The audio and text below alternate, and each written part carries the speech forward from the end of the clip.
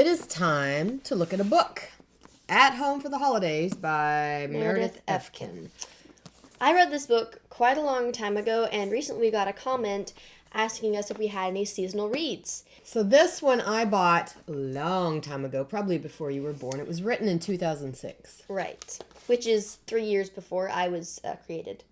And it's interesting to read it now. It becomes kind of nostalgic because it's about an email loop. Now, the reason I originally liked this one was actually because of one of the characters, Rosalind. Oh my goodness. I imagined my blonde friend from church in the role, and it was hilarious because Rosalind is kind of the one who is, in this book, the one who kind of keeps everyone together and makes them Cohesive? And yet she's incredibly irritating, the character, not the person we know. Right. But it just kind of it was funny to me because I'm more of that person in our friend group. So Don't be that person. No, not quite that much. I'm not the one who emails people, you should not do this, because we don't really email each other. Right. We text each other. Yeah. So 2006 is actually a long time ago, if you can believe it. Yeah, 16 years ago. I don't think anybody was texting then. Mm-mm. So it kind of reminds me of some Facebook groups that I've been in where you have a topic and you talk about it, and their topic is stay-at-home moms. Now, I have never been a stay-at-home mom other than a maternity leave. Daddy did that. And I'm pretty sure you haven't been a stay-at-home mom. Nope. But Emma's father did stay home with her for, 3 or 4 years? Yeah. So he went back to work when you were about 5. Yeah. So I think stay-at-home parenting is a fabulous thing.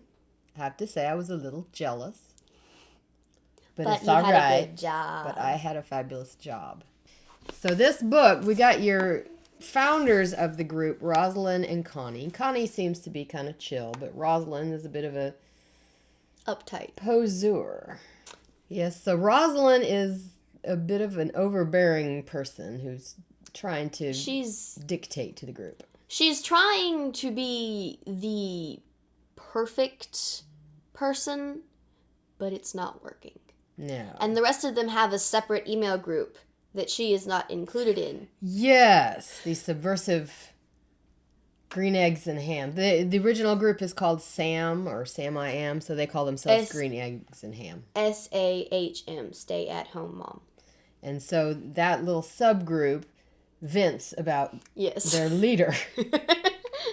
Sure you can relate to that. It's kind of like if you and your coworkers had a separate texting group where you talked about the day's events. You probably do. And then you've got some subtexts here. You've got one lady who is going to do adopt an embryo, where people who wanted to do in vitro fertilization have extra embryos, and so they allow other people to adopt them. So you got that whole thing going on.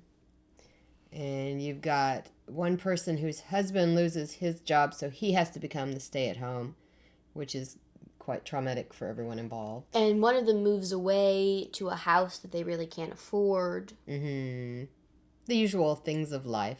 It isn't nostalgic for me because, I wasn't around in 2006 to remember that. It's a quick read. When I was in elementary school, I had books that I would actually take with me to read instead of reading the books from the library because her reading level was more advanced. And how did they cope with this one? Well, I was reading it in Stay-at-home moms. And they were like, what are you reading? She'd already gone through the Harry Potter series at that point. Oh, yes. My librarians introduced me to the Harry Potter series. And then when I would come in, 2 times a week, by the start of 4th grade, they started calling me Hermione Granger. Yes. So Hermione says, read this book if you've gone through all the elementary stuff. Now, read this if you want a quick read that doesn't delve too deeply into anything and will amuse you with its characters, right? Yeah, it's kind of like if you went onto Instagram and started reading, a bunch of people's stories or something like that, or you went on Facebook and joined a Facebook group. It's like a Facebook group. Without the current political stuff. And until we see you again, make sure to make time for reading a good book.